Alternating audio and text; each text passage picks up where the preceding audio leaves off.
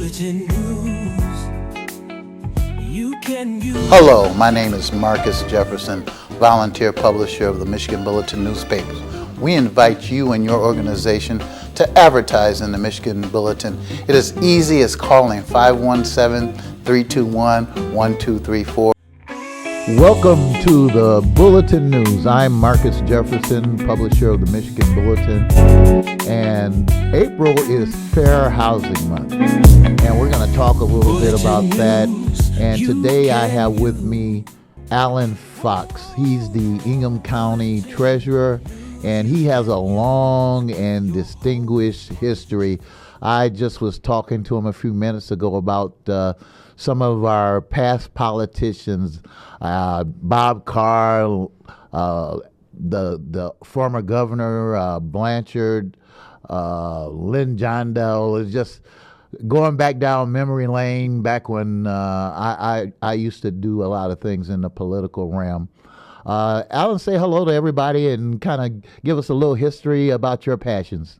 Hello, I'm happy to be here, Marcus, and we also exchanged some notes that we didn't exactly overlap in high school, but Marcus was a classmate of my youngest brother, so we have some things in common and probably more to talk about than we'll do here. I've been involved in local politics and local government for about 50 years now.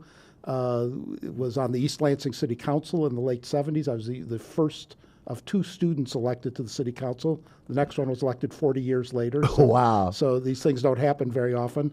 And about 7 or 8 years ago, Eric Schertzing, who was then the county treasurer, asked me if I wanted to be his chief deputy and get into the work of housing and tax policy. And I'd been in one job for 29 years then, so I said, well, it's time to make a career change, and that's how I got where I am now. Yeah. Tell me a little bit about how you got into politics back when you were in high school, because I found that unique, because I think you got elected in 77? I was elected to city council in 1977. I grew up in East Lansing. I'm no longer an East Lansing resident. I've lived in City of Lansing for more than 10 years now. Mm-hmm. It was a good move. East Lansing, I grew up there. I was involved in politics, actually going back to about 7th or 8th grade. Oh, wow. Knocked on doors for some even longer ago people than the ones you named, and was doing this before East Lansing and Lansing turned Democratic, when conservative Republicans ruled the area.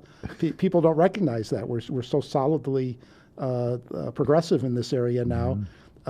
There was a time before the early 70s when that was not the case, and so I knocked on a lot of doors of candidates who are on behalf of a lot of candidates who lost, but also talked a lot about issues. One of the critical starting points was that I got linked up with Lynn Jondell very early. Lynn and David Hollister were very, very close back in the day, still are very close, I'm sure, and both of them came to the same conclusion, which was that we were all coming together out of opposition to the Vietnam War, but that was going to be a long haul, and there wasn't much we could do locally to do that. What we needed to do was talk about local issues, local needs, look at our neighborhoods, look at what needed to be done, build up that kind of work on the Lansing area basis, and then go to work on the national issues. So a lot of us, David Hollister included, ended up not ever running for Congress or doing national things because there's so much to do locally, and we've been at it for a long time. Yeah, you just triggered a memory that I had forgot about. I knew a guy when I was in college, and his name was Pat Patterson. I'll never forget. He told me when he moved out to White Hills in East Lansing that he literally passed for white in order to get his home because of the discrimination.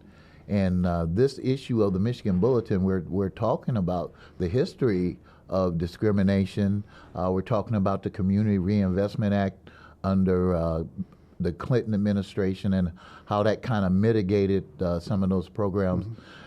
Kind of catch us up on what's being done now to try to get more minority home ownership. Well, I'm going to start by going back in time as well, because that triggered a memory of mine. I was in East Lansing High School starting in 1969. I knew, and classmates of mine included, two of the first black kids who grew up in White Hills, because White Hills did not allow either blacks or Jews Wow. as late as the late 60s. I also knew the first two Jewish kids who grew up in White Hills. White Hills had restrictive covenants that prevented anybody who was not white and was not Christian from buying houses there. This is in my lifetime. This Wow. is something I remember, and it is not something that's long ago in the past, at least not to me.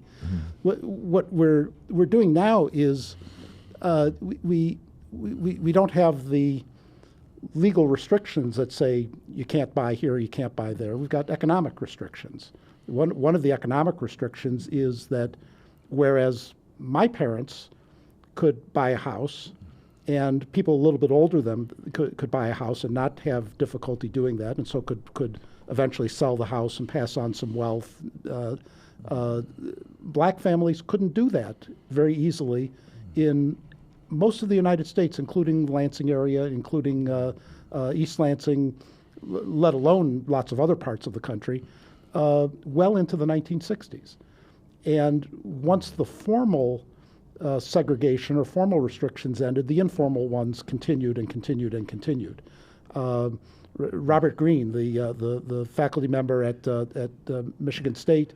Yeah, I who went to needed East help. Lansing High School with his kids. Yeah, and I did too. And his one of his sons was my younger brother's best friend in elementary school.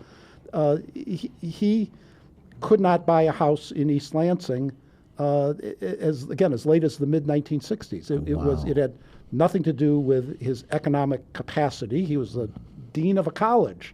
It had to do with pure racism, and I'm assuming that his children, who I've lost touch with, can buy houses. Vince, Mark, yeah. But lots of other people who were trying to occupy houses at that time couldn't.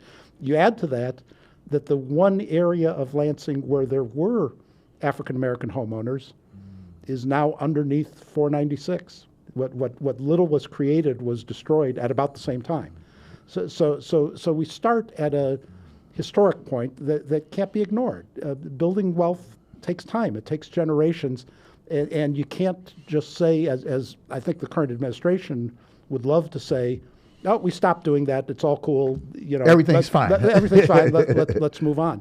One of the things that we're going to launch sometime later this year is a program using state money that Senator Sarah Anthony provided to the county to specifically assist first-generation homebuyers.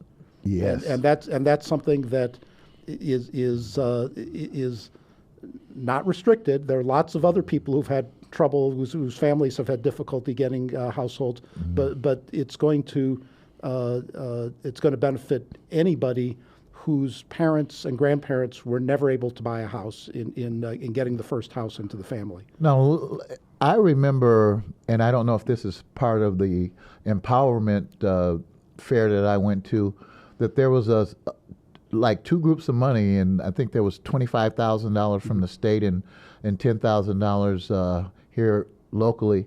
But to give somebody $35,000 as a first-time home buyer, do you know that kind of equity starting off is just, wow. I said, I wish that would have been around when I was around, to start off with $35,000 equity in a home that you just bought. Well, that's wonderful. $35,000 doesn't go as far as it used to, which is why it's had to increase from $15,000 over the years. That has to be put in people's hands. You have to ensure that people stay in the house, which is what people who want it honestly are going to do. There will be people who figure out how to game the system, and we've got things in place so that won't happen. You can't take the money and sell it to a landlord right away. Yeah, got to vet them out. You have to vet them. You have to put some restrictions out. But the restrictions are aimed at keeping it owner occupied. Doesn't have to be the same household, the same family necessarily. Families buy their first houses. They have more kids. They don't Yeah, stay in but the same house, but expand, yeah. but you need to allow people who have lived in the house, have some equity, to take that equity and buy the bigger house, Yeah. and then turn this house over to a family that does need a smaller place. Yeah, or even another family member. Yeah, however that works. Mm-hmm. So Tell me a little bit more about that, as far as what are the qualifications. I saw something that said that there's even programs to help people repair their credit so that they can qualify for those programs. Tell me a little bit about that. Yeah, there's some exciting things happening in the area, and they're not all. Many of them are not all run by the county, but we do a lot of referrals through Capital Area Community Services. We started in Ingham County government with them as the place we referred people to who already had their houses but were in danger of losing them because of tax foreclosure. Oh, yeah. And of course, the last thing we want to do is tax foreclose on somebody who's living in a house. That's not what we want to do. Slumlord who's abandoned a house, yeah, we need to take that.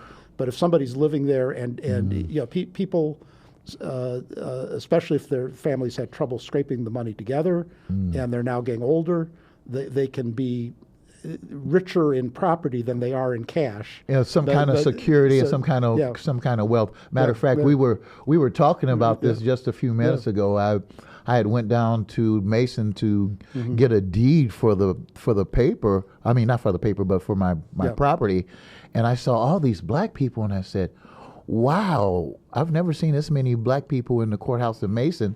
And then I asked somebody, said, "What's going on?" And they said these people's houses were being foreclosed on. And, you know, I said, this is unreal, because these are families. These are people who the house may have been in their family for years. And, you know, and I was thinking, did they know that they could get this escrowed into their mortgage and they wouldn't have to come up with the money every summer and winter and mitigate some of this stuff where you're going to get your home that you may have lived in all your life taken from you? So if those are the people I'm thinking they're in danger of tax foreclosure, and they come to talk to us, and that's how we keep them out of tax foreclosure. These are houses that are paid off. They're not paying mortgages. Wow. There's nothing to escrow, but even so, the $1,000 or $1,500 a year it takes to pay taxes. To some people, that's a lot of money. To some people, that's a lot of money, and especially if it's an older house, because the house that's paid off is an older house. If it's an older house, it needs a roof. It has to be painted. It's the foundation needs a little work. Lots of things that tie together. Yeah. And so probably everybody you saw there who was in danger of foreclosure, by the time we were done talking with them, we figured out what needed to be done to keep them out of foreclosure, and that's why we do that. The issues are, you know, every house is a story, and the stories are all different. Yeah. A lot of them, the situation is not just that the money's not there. If the money were there, you know, they wouldn't be there. They'd be writing the check.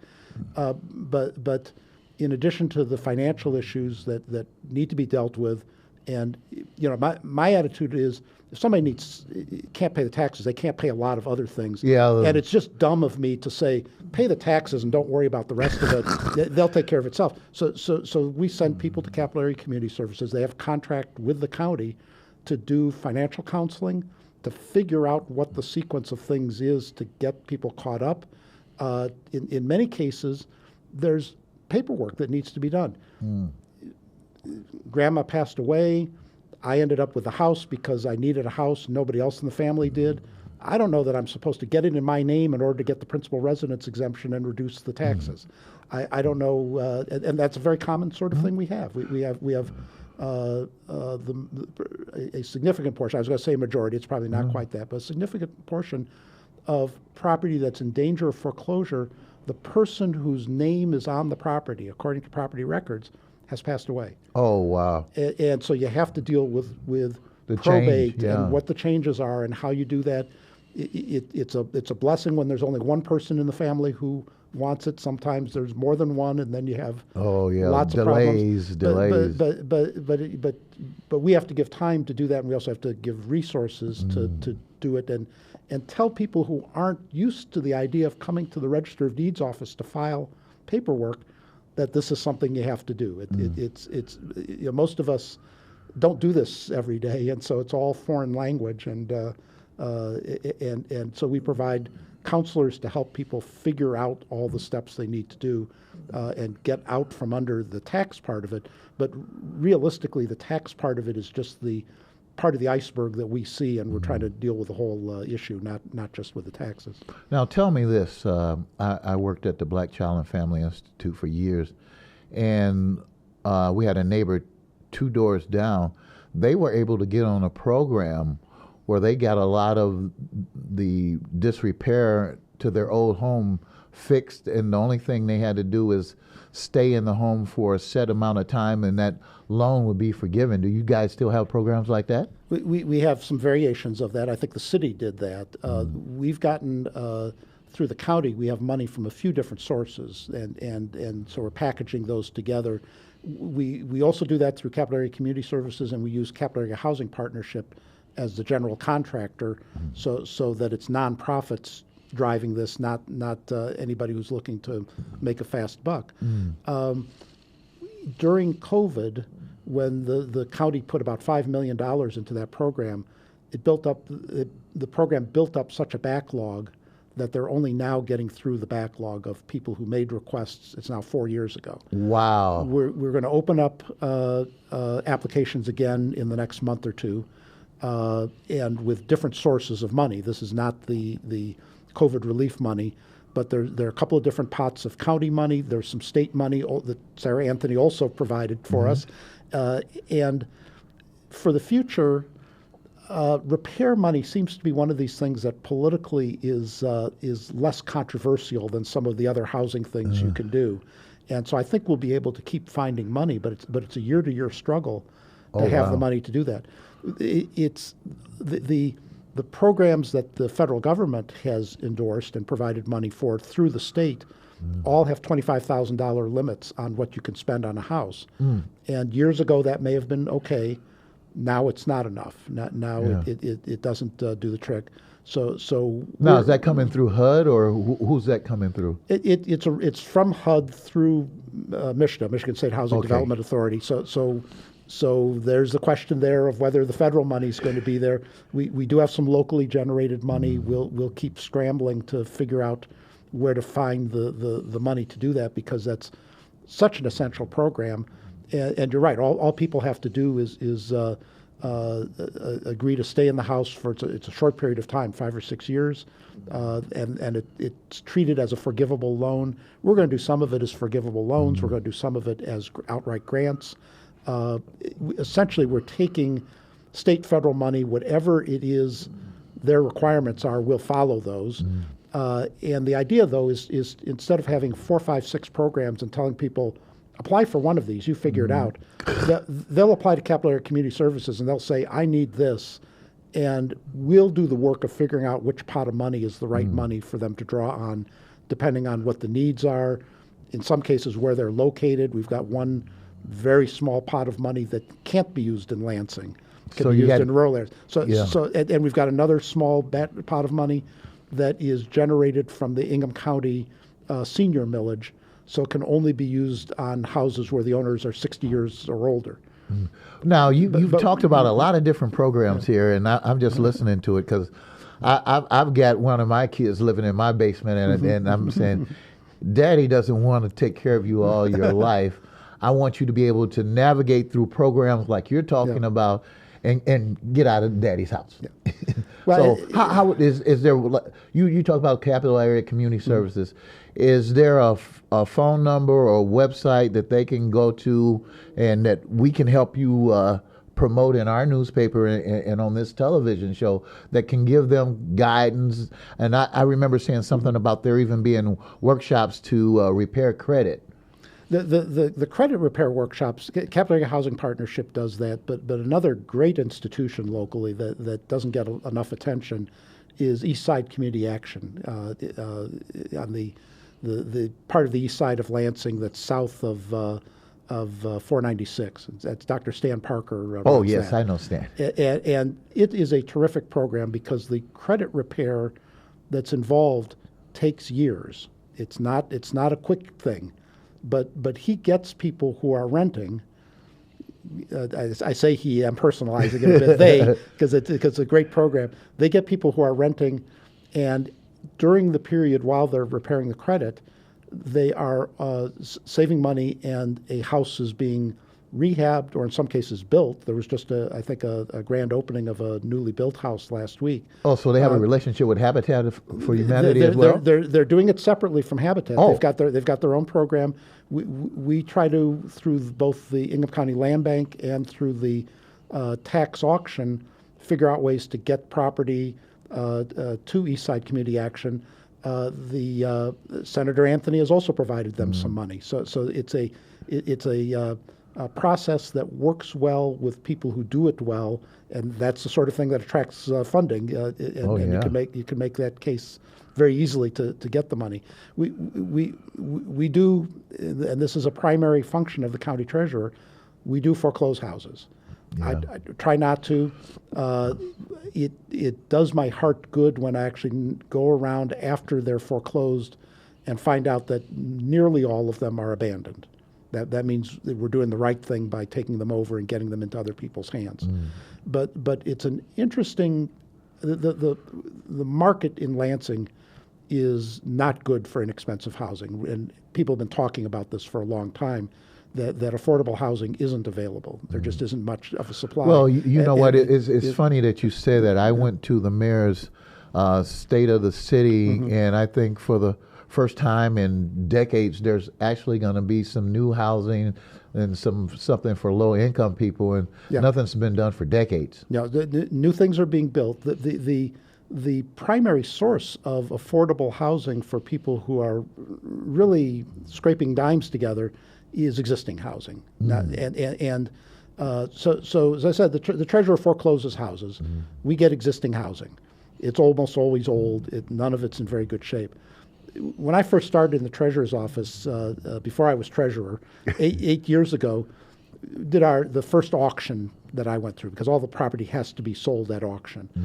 And we do some things that other counties don't do in our auction. One of the things we do is our auctions are in person in Lansing.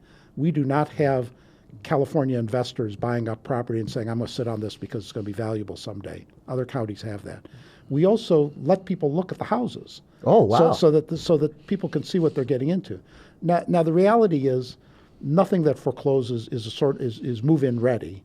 Nobody should be buying houses at the treasurer's auction unless they're planning to rehab them and sell them. That makes sense. And so flippers are our best friends. And we had that first auction in 2018. We had prices that were bid up much more than we expected. A couple of houses were bought that we thought nobody would want. And we're thinking, wow, we did a great job marketing. This is, patting ourselves on the back. It takes us a couple of years to realize this is the people who do this work, who need property to work on in order to rehab it, improve it, sell it. This is them telling us that they don't have a supply of houses, that people are not giving up houses easily, and that this is a housing shortage in the community. As much old housing as we have, it's not turning over in the normal methods because people are hanging on to what they've got, and bless them for that. They should be hanging on to a house. We used to sometimes tell people, oh, if this house is too much for you, you should move out and find something cheaper. I don't do that at all anymore. If somebody's in a house, that's got to be the best option. They're not going to find anything any better. So I'm just glad that you guys can help them, though, because when you go into one of these houses, and I know an older lady, and I'm saying, well, your bills would probably go down if you get the proper installation. That's right. And if they know a place where they can get this done, or the roof and the furnace and all the different things that we've talked about, then you've got a livable home, plus it's energy efficient. Yep. And so we'll have that out in public soon, and we'll do better than tell you about it. We'll put an ad in the paper. Oh, that'll be great. So because that's going to be one of the primary things that we'll want to publicize. Capital Area Community Services is now geared up to expect people applying. It is. it's very interesting taking the applications because it's kind of like the tax foreclosure thing. You realize when somebody comes to you and says, "I need work done on my house," that the story is often more than what it is at first glance. So, give me an example. The best example that I never thought of until the people at Capillary Community Services told me this. In order to work on a house, the contractor who you eventually come in to get that, there needs to be homeowners insurance on it. Oh, yeah, something as simple as no-brainer type of thing. But people can't afford the homeowners insurance. Oh. They go to the insurance company, and the insurance company says, "I can't sell you homeowners insurance because your house is in such bad shape." Oh. The people who are going to fix the house say, you would never think about I can't that. do the work. So Capillary Community Services has started dealing with the insurance issue so that they can get people in to do that. And I haven't gotten exactly straight how that's done, but this is something that in turn we've passed on to MISHDA because they're financing these kinds of programs or encouraging these kinds of programs all over the state. And I said, this is something you have to build into your programming, is that it's a catch-22. You can't get insurance because you haven't got the house fixed, and you can't get the house fixed because you don't have insurance. Somebody's got to cope with that. Yeah, you're just going around in circles. And you only find that out if you talk to people and work with them, and not if you say, "Here, apply online, and we'll either do thumbs up or thumbs down." And yeah, because I would have never thought that. I thought that every home had insurance. That's right. Yeah, that's what I thought too. And there are other pieces to the puzzle as well. We find out that people need assistance because they've come through the tax foreclosure process. Well, when they owe delinquent taxes, they're not supposed to be eligible for these programs. So we can say, if you're part of a payment program, then it's good. Then you're that's dealing wonderful. with it. And so we're able to tie these needs together. My critique of all the stuff, all the good stuff that all of us have been trying to do since before I was born, the New Deal stuff, the Great Society stuff, is that it was all siloed. And now at a local level, at least, we're trying to get so that we say, what is it that we can do so this works for your family? Lots of different pieces, and you have to deal with it as a whole, because otherwise you're squeezing on one thing and causing a crisis somewhere else. Holistic wraparound. Yep, that's a wonderful thing. Yeah. Before we get out of here, is there, well, first of all, I want you to give your information and the website they can go to, but if there's any kind of clearinghouse or any other thing that our viewers should know about in order to say, hey, I'm 25 and I want to own a home, but my credit's not where it should be, and I really need some help, and there's so many things going on, I don't know where to start. Is there a place to start? There is. This is on the Ingham County Treasurer's website. We have a coalition called the Home Buyers Crew. Oh, wow. And that involves local credit unions, local banks, some realtors, and homeowner education programs. Can you give us that URL and a phone number? Oh, not off the top of my head, I'm afraid. Okay. But you got a phone number, right? Well, our office phone number is 517-676-7220. Ask for the foreclosure prevention office. This is not exactly something that they're doing, but they'll get you into the right place. Yeah, they'll redirect you where you're supposed to be. Yeah, and we'll look it up, and we'll and if you can put the URL on the site, that'd be helpful. I didn't come prepared with that, but it's part of the work. Actually, not that office is doing as much as our housing trust fund is doing. We've created in Ingham County what we call the Housing Trust Fund. It's not a trust fund in any traditional sense. It's just we got it off the ground. We needed a name, and there wasn't time to do anything but get it off the ground. And this is one of its primary functions, is to prepare people for home ownership and prepare lenders for dealing with the issues that come with first-time home buyers and the needs that they have in order to qualify for money and qualify for houses. I wish we had more houses. That's the biggest the bigger problem than anything else is is the number of houses. There's great stuff coming in Lansing. It's mostly rental. It's going to be some high rises that may take some of the pressure off the owner-occupied housing. But we've got old housing stock. We need to build more, and that's much slower than building a tower with a couple hundred apartments. That's a one-at-a-time process, and we're doing that through the land bank. There are a couple of houses available or that are going to be available through the Ingham County Land Bank, and we're trying to get developers to put up single-family houses wherever there are vacant lots that we've got access to. Slowly but surely. Slowly but surely, exactly. Yeah. Well, I want to thank Alan for coming out today, and we're going to get somebody else from your office to come out about this new program you got coming up too, and I'm probably going to get Sarah on here fairly quickly as well. But hopefully our viewers got something out of this. We're trying to give information that will help build generational wealth, increase home ownership, increase the amount of people who have credit that can even lease. News that you can use. I'm Marcus Jefferson, and we will see you next time from the Bulletin News. Thank you. With your host, Marcus Jefferson.